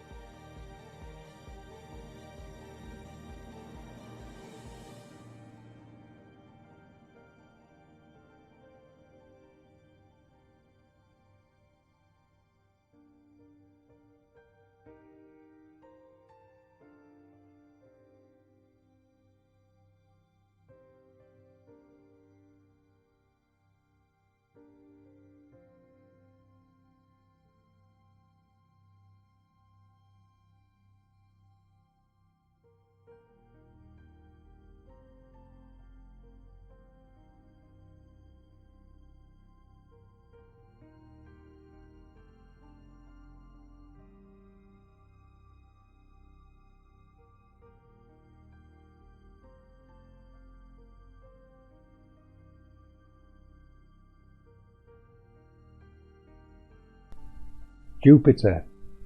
Notice Jupiter's 2 external bands, which may be counter-rotating accelerators. The stars may depict its high altitude, and the central band does contain more halos.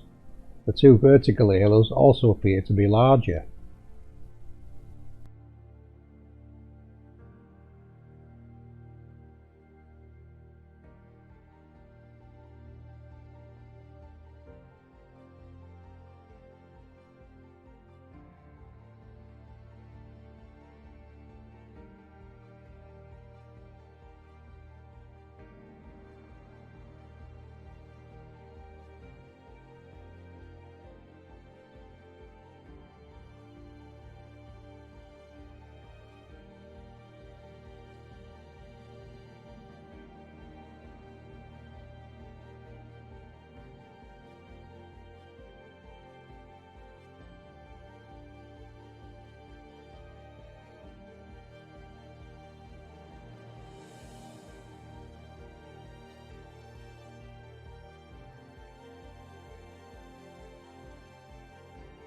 Saturn.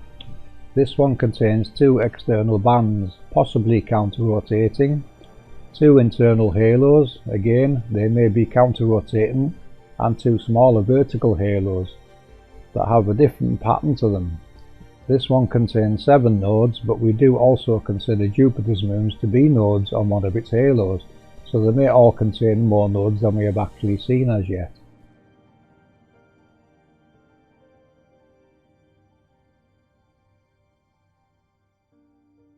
There is probably more information hiding within these images, but this clip was just to show you what I noticed within them.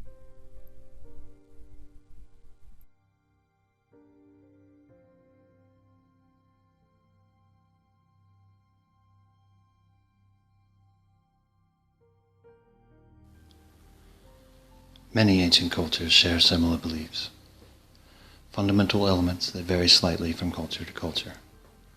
While individual cultures have different stories attached to these elements, the elements themselves are present in cultures all over the world.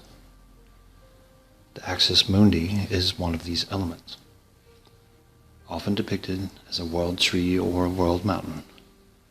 The axis mundi represents the connection between the different worlds of ancient belief.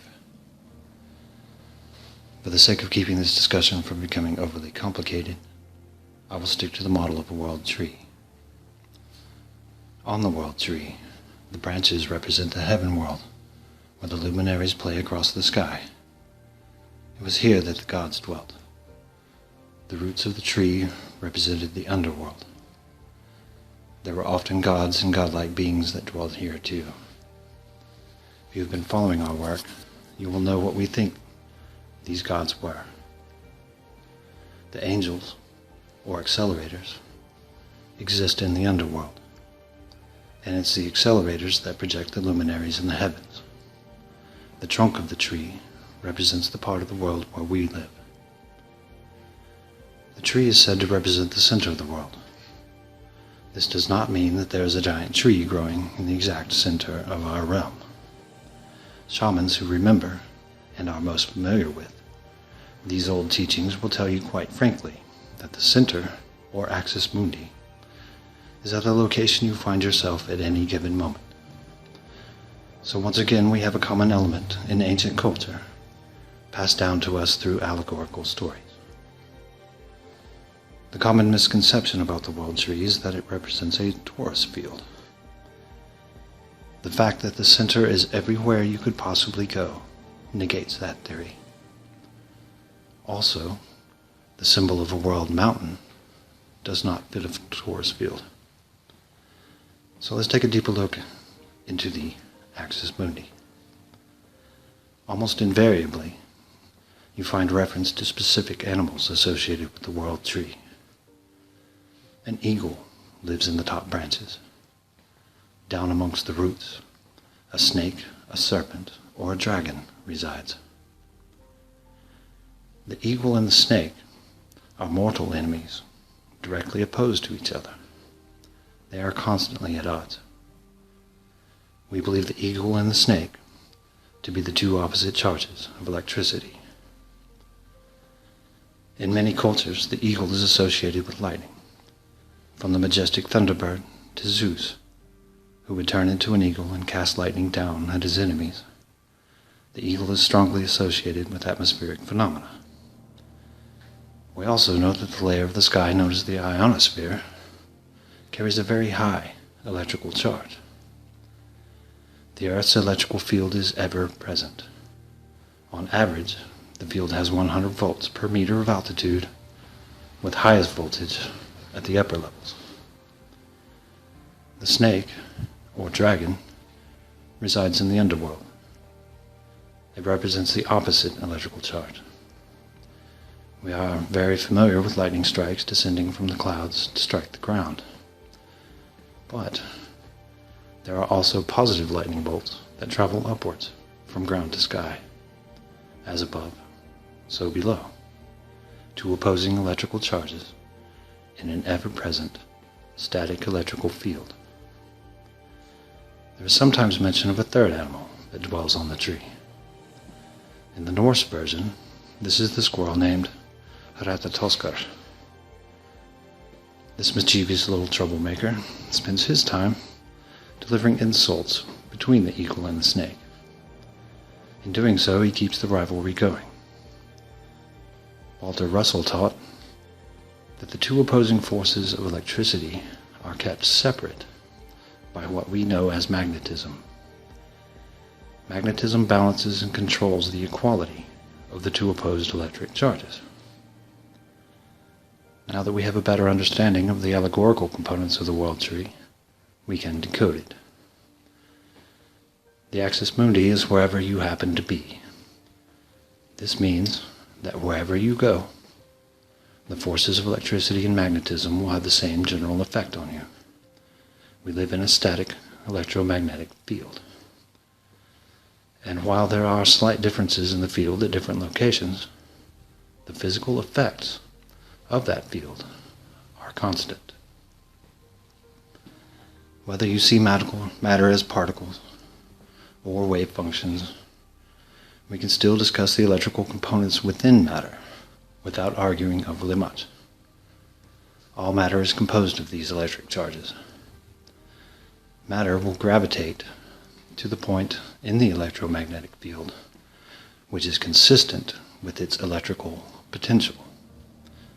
What we call gravitation is a function of the electrical component of the electromagnetic field. We can then define gravitation as the repelling force from the opposite electric charge. Not everything is repelled downward as we commonly think when we discuss gravitation. Indeed, some matter is repelled upwards, such as is the case for helium. All matter is being pushed into the area of the field where it has like electrical potential. Walter Russell spoke of gravitation as a function of electrical potential. I highly recommend his books. There is further evidence found in creation stories. The ancients spoke of an original deity. This deity is often told to have had two offspring. One was the embodiment of the sky, the other embodied the earth. The world tree was planted to separate the two. This is consistent with Walter Russell's ideas of a universal one, a single consciousness that first split itself into the two opposing electrical forces which govern all things. This can be seen as one of the cubes Walter spoke of. One half of the cube is positively charged, the other half negatively charged. It is in this cube that our realm would exist, with the surface plane of the Earth being parallel with the magnetic plane that divides the two equally opposed electrical forces. Essentially, we live inside a giant capacitor, where everything we know of acts as the dielectric, including ourselves. A capacitor consists of two plates. One plate carries a positive charge, and the other has a negative charge. Locally, one of the two plates consists of what we know of as the ionosphere. It's possible the large star halos have a role to play in that in some fashion, but the star halos are inside the electrical field as well, so that can only be speculated for now. The bottom plate is below us somewhere. We don't know its exact location, but we know it must carry the opposite electric charge as the ionosphere. It's possible the angel accelerators, in conjunction with the large star halos, influences the field to make our experience of gravitation different from whatever lands exist, if any do, outside of our realm. Everything between these two plates acts as a dielectric. The particles of a dielectric within an electric field will align themselves to conform to the direction of the electrical force inside that field. In Earth's case, we and everything else here act as those particles. The dielectric is not one solid chunk. We are a dynamic system of varying density and physical state. This gives everything a certain room to move, and the various parts will be inclined to find the area of electrical potential that align with their inherent charge.